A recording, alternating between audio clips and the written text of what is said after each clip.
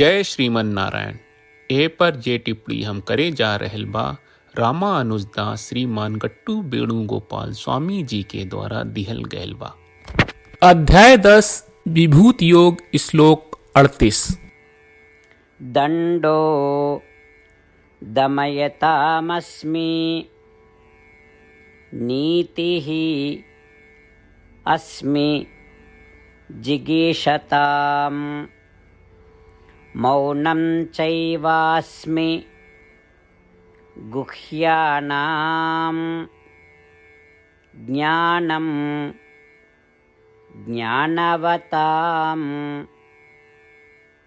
अहम्। ओम। गीताचार श्री कृष्ण परमात्मा अर्जुन समेत हमनी सब के विभूत योग सिखा रहल बानी। परमात्मा कह रहल बाड़न कि अर्जुन दंड देवे वाले में हम धर्मी दंड हई, विजय की तलाश करे वाले में हम राजनीतिक कौशल बानी। अर्जुन सब रहस्य के छिपावे में हम मौन बानी और ज्ञानी लोगन में हम बुद्धि बानी। ऐसे श्री कृष्ण परमात्मा अपन दिव्य शक्ति के विशालता के अभिव्यक्ति कर रहल बाड़े। श्री कृष्ण परमात्मा के उपदेश के ध्यान राखत जब भी हमनी के दंड शब्द सुनत जानी, जब भी हमनी के राजनीतिक शब्द सुनत बानी, जब भी हमनी के रहस्य आ मौन शब्द सुनत बानी, जब भी हमनी के ज्ञान शब्द सुनत बानी, ता हमनी के ओ में श्री कृष्ण परमात्मा के सर्वोच्च पहलू के आनंद लिए जाए।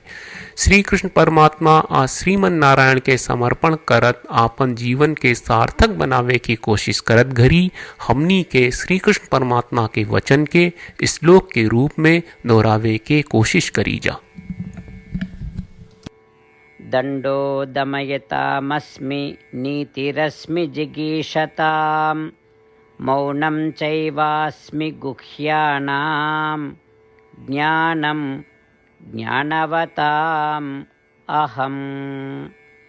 श्रीमन्नारायण करिष्ये वचनं तव। सर्वं श्रीकृष्णार्पणमस्तु। जय श्रीमन्नारायण। श्रीमद् भगवत गीता का पूरा सार श्री कृष्ण परमात्मा ने अध्याय 18वें के श्लोक 65 से 70 में 8 काम करे खातिर दिले बाड़े। श्री कृष्ण कहले हम ओ लोगन से प्रेम करनी जो लोग इन 8 बातन के मान तारे। हम ओ भक्तन के हर तरह से रक्षा करब।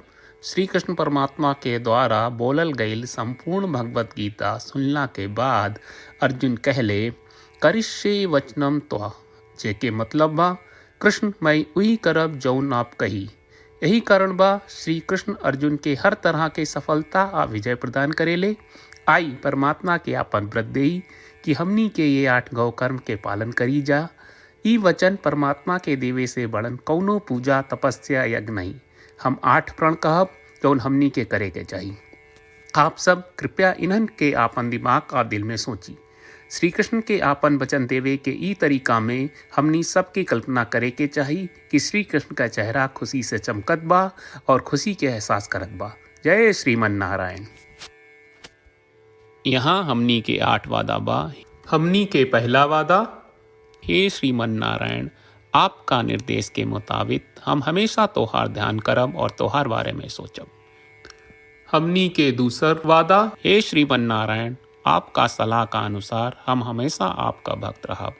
हमनी के तीसर वादा, हे श्रीमन नारायण हम आपन सब काम तोहरा सेवा के रूप में और तोहरा संतुष्टि खातिर करब।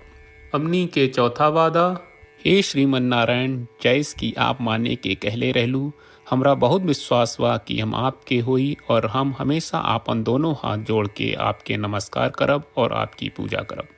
हमनी के पांचवा वादा, हे श्रीमन नारायण हमरा के तोरा बात माम एकम शरणम ब्रज 1866 याद कहले, जहां आप हमरा के आपन का अर्पित करे का कहा। श्रीमन नारायण मैं हमेशा तोरे शरण में रहब। हमनी के छठवां वादा, हे श्रीमन नारायण हमरा के तोहरा बात माँ सुचहा 1866 याद कहले कि आप हमनी के शोक ना करे का आश्वासन दे रहे बड़े, हम अब और शोक ना करब। हमनी के 7वां वादा, हे श्रीमन नारायण आपने हमरा खातिर श्रीमद् भगवत गीता के वितरण करके हम सबके कृपा कहले और आशीर्वाद दहले बा। हम वादा करत बानी कि रोजाना कम से कम एक श्लोक पढ़ब या सुनब। हमनी के 8वां वादा। हे श्रीमन नारायण, आप गीता के पूरा मानवता तक ले गयलू। हम गीता में आपके दिव्य वचन के उन भक्तन तक पहुँचावे के प्रयास करब जे गीता से अपरिचित बा। हे श्रीमन नारायण, हम उई करब जौन तू करे का कहब। हम ऐसन व्यवहार करब जैसन आप चाहत बानी और हम खाली आपका खातिर काम करब। श्रीमन नारायण के रोज आपन वचन देहल कि हम ओइस करब जैस आप कहत बानी, ई अपने आप में बड़न पूजा बा। श्रीमन नारायण, करशे वचनम त्वा। श्रीमन नारायण, हम तोरे निर्देश के मुताबिक काम करब। सर्वम श्री कृष्ण अर्पणम अस्तु। जय श्रीमन नारायण।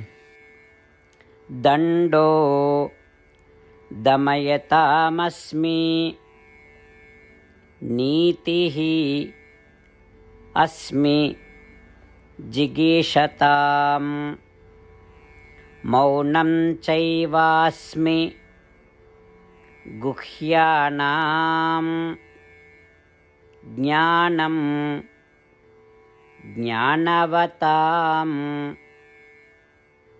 अहम्। ॐ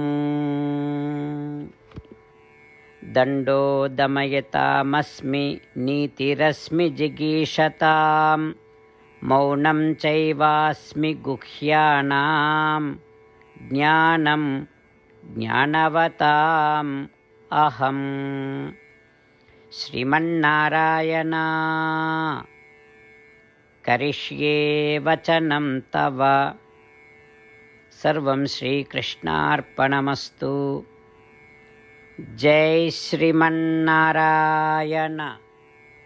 जय श्रीमन नारायण। सब भक्त लोगों से विशेष अनुरोध बा, जीवन में हर चीज में हमनी के तत्कालिक और प्रभावशाली परिणाम की अपेक्षा रहेला। एकरा खातिर आइए रोजाना 1 मिनट के समय निकालल जाए और नारायण आश्रम पढ़ल जाए। नारायण आश्रम प्राप्त करे खातिर नारायण आश्रम वेबसाइट पर जाई, जो www.narayanashram.org है, और पंजीकरण में आपन नाम और ईमेल दर्ज करी। आपके द्वारा प्रदान कईल गई ईमेल पर आपका एक नारायण आश्रम PDF प्राप्त हुई। PDF में एक रामायण श्लोक, एक गीता श्लोक और एक विष्णु नामम बा। ये तीनों के मिल के नारायण आश्रम कहल जाला। हर व्यक्ति के ये श्लोक के अलग अलग संयोजन मिलेला। जब हर कोई 24,000 भक्तन के साथ रोजाना आपन नारायण आश्रम पढ़त आ सुनत बा, ता हर दिन संपूर्ण रामायण का 1 दौर, श्रीमद् भगवत गीता पारायण के 33 दौर और श्री विष्णु सहस्त्रनाम स्तोत्र पारायण के 24 दौर प्रतिदिन पूरा होएला। ई एक बहुत ही उल्लेखनीय और विलक्षण परिणाम बा, जौन हर एक दिन ऐस करे से निकलेला। ई कारण बा कि आप और आपके परिवार के सदस्य तुरते जाके आपन नारायण आश्रम प्राप्त करी। जय श्रीमन नारायण।